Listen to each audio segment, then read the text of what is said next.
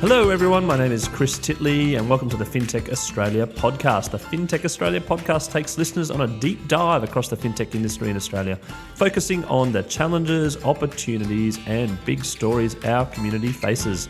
Let's get to today's episode. Hi, it's Chris Titley here as part of the FinTech Australia podcast series. Today I'm joined by Raju, CEO and founder of Pennant Technologies. Raju, thank you so much for being part of this series. Thanks, Chris. Thanks for joining today. And let's start. Curious to know a little bit about Pennant Technologies. It's a business that was started in 2005. Can you talk about the origin of the business and how it all began? Yeah. So we as a founding team, myself, my other founder, Pradeep Verma, we all started our careers working in the banking way back prior to Y2K, which is like 98, 99, and worked in a couple of banks in Middle East, having experience in building lending platforms, building tech platforms for the banks. We've done that for about 6 to 7 years. And in the process, we were fascinated by the core banking systems that the banks were using. We understood what kind of challenges that we see in the bank. We've sat on the other side of the table for those 5 7 years, 5 to 7 years that we worked. That gave us the inspiration that there's a lot that we could do as individuals. Start something small. We've started like a small company way back in 2005. From there, we got in and said, let's start building a product after 5 6 years of working as a services company. That's where we've seen a great growth. So the inspiration was around mainly solving some of the problems in the core applications. The inspiration was doing something ourselves rather than working for someone else, put all the efforts in building this business. That's how we've started, Chris. Yeah, no, the millennial bug, that brings back a whole lot of memories. I certainly remember that very, very clearly leading into 2000. Now we're sitting here in Yes. 2024. The early days of Pennant, you were bootstrapped. Venture capital in 2005 probably wasn't a thing. Probably in America, but not so much in Australia. It was developing. What sort of challenges did the founders face during the early stages of Pennant?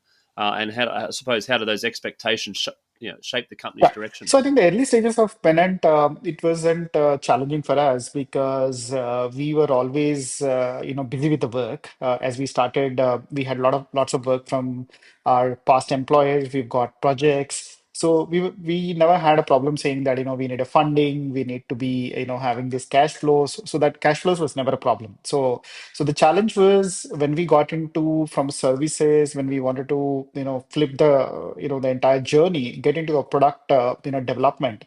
Even the development was not a problem, but then taking some of these products into market was a bit of a challenge.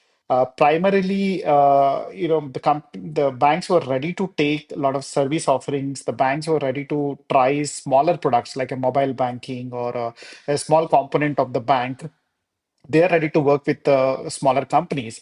But the journey that Pennant Technologies took, we have started with a very complex product in the banking, which is the lending.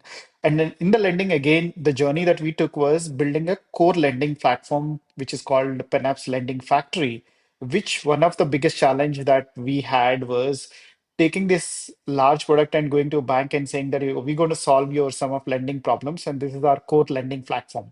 So that was one of the biggest challenge because banks wanted to have a time-tested a core platform rather than trying with someone who was smaller in nature and which is new in the market. That was one of the biggest challenge that we have seen in our early days, Chris. Yeah, look, Australian financial institutions like the banks and non-bank lenders, etc., and all those people that are involved in lending, they all want to sort of evolve, and they always want faster, quicker processes and digital transformation and personalised experiences, etc. How does Pennant fit in, and what's the offering that you offer to Australian financial Right. institutions? So we've been working, Chris, with a lot of global companies. So we have presence over like four different countries that we have worked in Middle East, and we are also working with Southeast Asia. So we understand the global banking, and Australian market is relatively new to us, which maybe about 2 years back we've started with Australian banks and working with non-banks. The first thing that we did was getting into the market. It always requires a lot of footwork. It's not like we have a product, we just take it and sell it from one market to another market. It doesn't work that way. So the call that we took was, why don't we establish ourselves a local subsidiary in Australia? So we've started our local subsidiary in Sydney. That was our first step. The second step that we did is we got a local team based out of Sydney and Melbourne. We said, let's start understanding what the market is required, what market requires in Australia. Then we said, let's understand what are the dynamics, what are the challenges, who are the local players, what is the status of the current transformation from a technology side. So we understood all of that for about 6 to 8 months. We didn't go in front of our customers during that 6 to 8 months. Rather, we worked with known people. We understood what the market is. Only last year we started getting into in front of the customers. So in this process, we understood, every market is different. We understood Australian banks have spent a lot of already time and money, energies in the digital transformation.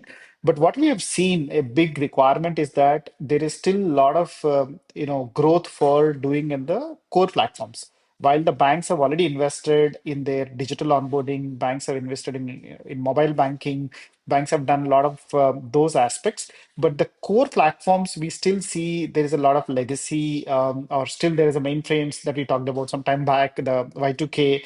There are systems still, at that stage. So what we have seen different from a Middle East or a Southeast Asia or India for that matter, the transition from a core platforms is still there is a great opportunity and it is still slow. Maybe the risk appetite or kind of a regulatory challenges that the banks have. Still, there is a great opportunity that is what we see, and that's where the Pennant comes in. And there is a new concept called Hello the Core. So I think in your old days or the way that I have grown in the banking, we've seen there's a big core banking system which does everything. It does treasury, it does transaction banking, it does lending, it does wealth management. It is all part of one core. Slowly the story has changed. Most of the banks that we are seeing today, they are having a plans to unplug some of these, make it more modular, have different core platforms doing a different core businesses. That's a trend that we have seen. And this is what even some of the banks in Australia are trying to do. But still, we've not seen great success for various reasons. And that's where we want to position our product and grow from there. That's the strategy for that we have. As a person that's got a number of loans in their life, obviously the credit decisioning process is something which is quite an anxious process. The time to be accepted, and then obviously the time to access those funds, whether it be personal loans or other different types of loans.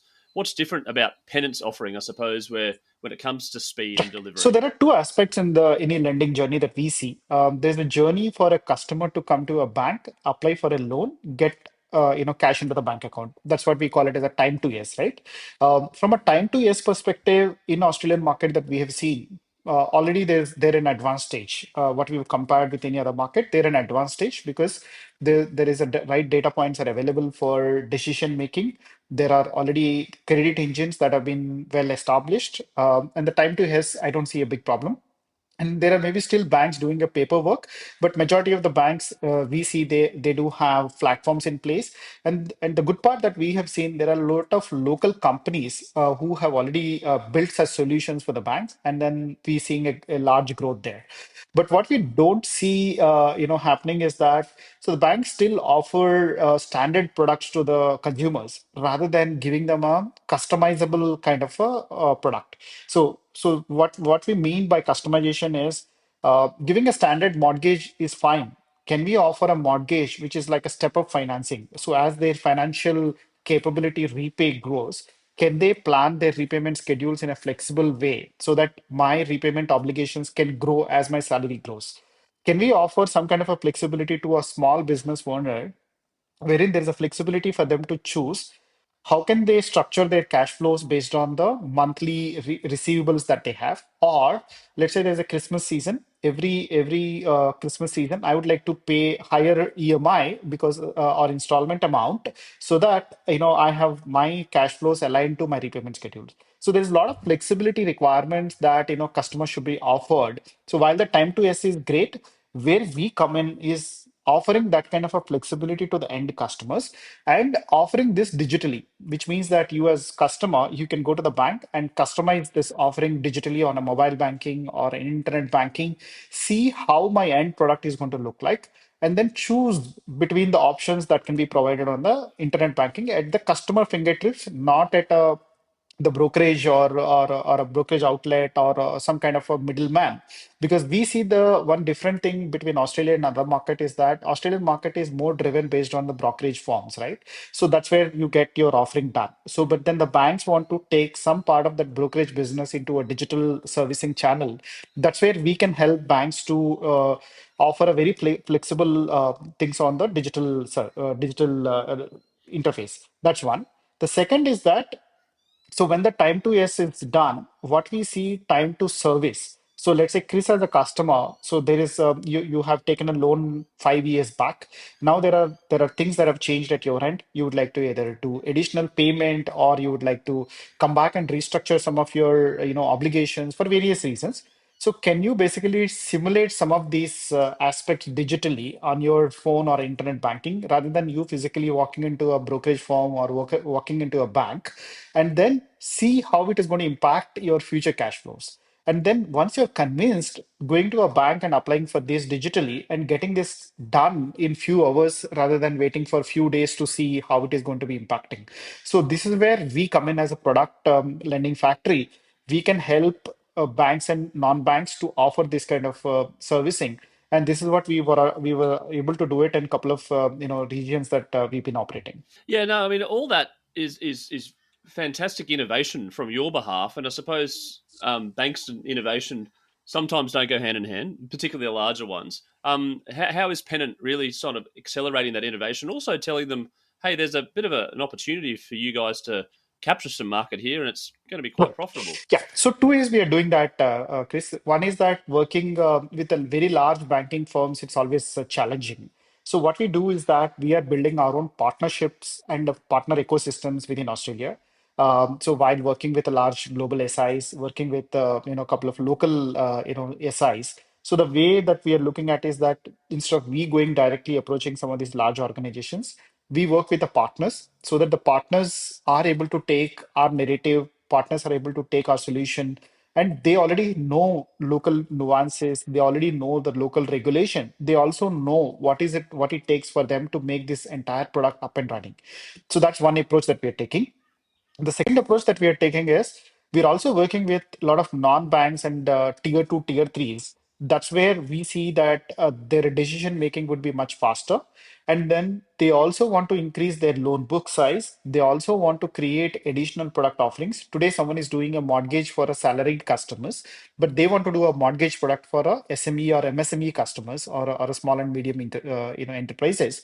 That's where our product offering, when we shown to a couple of our prospects, they see a value in terms of differentiating, and it's not rate of interest is the only differentiator. It is about what kind of flavoring that we can do, what kind of digital servicing that we can offer. These are some of the two areas that we are working on, and we've been successful already partnering with one or two firms. And then I think the next year is going to be a big growth for us, where we will be going in front of our customers, presenting the solutions with completely a localized version for Australian market, with all the controls that are required and a compliance that is required from a regulator. So that's what we are looking at. In regards to partnerships and or clients, is there an example out there that you could give where you've come in and potentially transformed one's lending operation? See, we are right now we don't have an active customer, but then the kind of work that we have done, we've already done a couple of POCs with some of the prospects, and we've been working with FinTech Australia for almost like now 2 years, and we also help FinTech Australia also helped us to talk to a lot of local players, understanding how the market works. We've been part of some of their events, so that's giving us a great advantage for talking to the local players. Second, we also working with Lixi. Lixi, we have taken Lixi membership. So that gave us a good acceleration in terms of having a local, interface for us to integrate with multiple platforms. And then the API ecosystem, we've been collaborating with Mogo Players. We are also working with InfraRisk. We also had good discussions with Product Cloud. So these are some of the local Australian vendors, or they already have their product offering complementing to Pennant offering. So we are actually doing a joint go-to-market rather than we alone start working. So this is something that work has already been done, and we are expecting that this is going to give us a lot of results in the coming months. And Raju, I love asking this question in regards to product, where whether it's a customer feedback built style system or whether it comes from within and you want to be ahead of the curve or offer some functions that others don't. Can you talk about your product development and how you go about thinking Right. about that? See, our product strategy is driven based on the 5 year roadmap. So we don't look at what is going to come next year. So we always define what is going to be the next 4 to 5 years kind of a trend. And we pick up those mega trends early. That's one of the strategy that we started working. And then that is actually helping us. So the last year, our strategy was to work on completely low code, no code platform coupled with the pro code platform. So we have seen a lot of low code, no code platforms, but we have not seen a completely pro code kind of a concept. That's what we gotten into our product, which we are launching it in the coming years. Coming year, Jan 2025, we are launching this, which will help our end customers to customize our platform to the extent possible. With the pro code capabilities, they can even write additional components and which can be their, driving their next level of innovation. Instead of just using our core product, they are able to do a lot of things. The second theme that we are working is entire Gen AI and AI as one of the enabler in our core platforms. So this is going to be again launched next year, somewhere mid next year. So this will basically enable the end users to easily use our core platforms. They can basically do Gen AI based conversation within the platform. This there is a lot of investment that we're doing. So we are quite happy that a lot of the banks now, I've attended a couple of events in Australia. So next year they're going to have a lot of budgets for the Gen AI and AI capabilities. So we are quite happy that we are already building such features in our platform, which will help these organizations to use our solutions in a most possible effective way. There's a lot of companies out there that do personal loans and car loans and home loans, and it's quite competitive, I suppose. And you coming into Australia and working with institutions like FinTech Australia to introduce you to some of these players is fantastic. I'm curious as to know what a partnership might look like, even in a particular vertical with some of these fintechs and or some of these larger Yeah, institutions. so there are I would say three maybe. So there are fintechs who are doing already a onboarding journey for a customer. There are fintechs who are doing a credit decisioning for the customers. So we are going to plug in our solution behind them and say that you onboard a customer, we take it from there, we run the rest of the journey for them. Or where customers are ready to take our platform, we will basically fetch the data from some of these fintechs. We will present them to the end users so that they're happy to see a localized data in a flavor that they require. And the second set of partners that we are working, who can help Pennant to implement the solution as per the local regulation, who understand the data privacy rules, who understands the ecosystem. So there are implementation partners that we are working on. The third set of partners that we are working on would be the technology partners for us to locally host our solution. So we have to respect the local regulation. We have to understand. So that's where we are working with some of the tech providers, helping us to implement our solution within the Australia as per the regulation. So these are the various ways that we're doing our partnerships. And it's again a multi-partnership models that we are looking at rather than working into a single direction.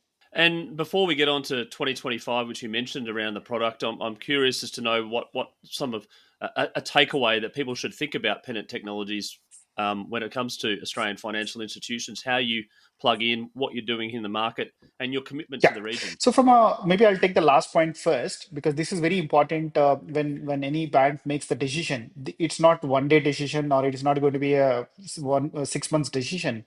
So any strategic decision that banks takes with Pennant is going to be a 5 to 10 year kind of a journey because we supply a core platform. So from a commitment for the market, we have a local office, we have a local staff, we are increasing that local presence by as we grow. So there's a commitment from the management. There is a product team that working especially for Australian requirements. So those are the commitments that we are making. And from the growth perspective, so what we are looking at is that the product innovation is the one of the key concept that we want to offer to Australian banks and non-banks, wherein how can they customize the specific offering? So everyone does a car loan, everyone does a personal loan. Can we create a various kind of options within that product?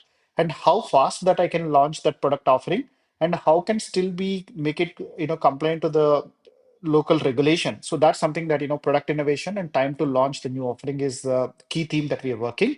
And second key theme that we are working is how do we make the time to serve as one of the important factor. So post servicing is the one of the area that we all see.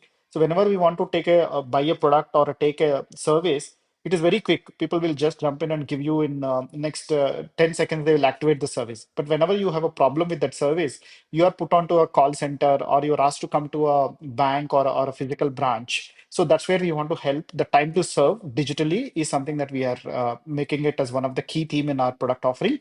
Then the frictionless service. When we say frictionless services, let's say you as a customer, the kind of flexibility that you got at the digital onboarding side, when you service also, can you get that kind of a frictionless service rather than waiting for 2 3 days for the email exchanges? Can you see when you do a particular transaction? So let's say you're working for a company, you're getting your salary on 5th of every month, and then suddenly you change the job, your salary cycle has moved from 5th to 10th. You would like to now change your loan payment from 5th to 11th, right? So in this case, do you have to wait for like 1 month or 15 days for the bank to do the change, or can you do this digitally and get approved by the bank within a day so that your next billing cycle is going to change quickly? So this is just one of the simple example that I said, but like this, there are various digital enablers that we have in our core product, which will make the end customer to get a frictionless service from the bank. Yeah, no, Raju, it sounds fascinating, and you're right. I mean, some tasks sound really, really easy, but it might actually take 10 business days or whatever it might be. So, I congratulate you on that. Just moving towards the future, being in 2025, FinTech Australia obviously put on a number of events during the years. The Finnies, Intersect, we have CDR Month, a whole range of events coming up in 2025. What are you looking forward to in 2025, I suppose, and also from the FinTech From community? the fintech community, we are looking at more collaborations. We are looking at participating in most of these events. We're also looking at some kind of a synergies between what we have seen from the banks and the fintech companies and the product companies. And we have seen, instead of just doing events which are very much between the fintech communities, we are seeing that banks are actually calling product companies to come to their premises. Banks are asking them to come and do working sessions. So we are looking at participating in some of those sessions so that we are able to go close to the end users who are able to attend those events and who are able to see value for the product that we are selling. This is something that we are looking at in the coming year. Another important area that we started working, Chris, is about the data platform. So we see that now there is a lot of data that is there in our product, and how do we unlock this data? How do you present this data in helping the banks to make their right decisions? And then in a frictionless manner, rather than generating an Excel output, running some pie charts, doing a lot of slice and dice. So we are looking at building a new platform. That work has already started, which will be completely be aligned to the organizational requirements and different personas, and they can consume this data at their fingertips rather than waiting for someone else to produce a data report for them. So this is a new product that we are launching on top of our existing core platform, which will enable different users within the bank or a community able to do their reporting and their decision making completely based on the data-driven analytics. A big year in 2025. Raju, thank you so much for giving us an understanding about Pennant Technologies, the history of the business, the progress of the business thus far, and you're entering into the Australian market, and what you're seeing as the future in terms of collaborations, Right. partnerships, and working with the local fintechs. I really do appreciate you being part of this podcast, and looking forward to catching up at some of these FinTech Yeah, Australia events. great, Chris, and it's nice talking to you. Looking forward to meet you in Australia. Thanks for listening to the FinTech Australia podcast. I'm your host, Chris Titley. The FinTech Australia podcast is a collaboration between FinTech Australia and Sub 11. For more information about membership options, news, and the events coming up, jump on to the FinTech Australia website. Have a great day. Thanks for listening, and we'll catch you next time.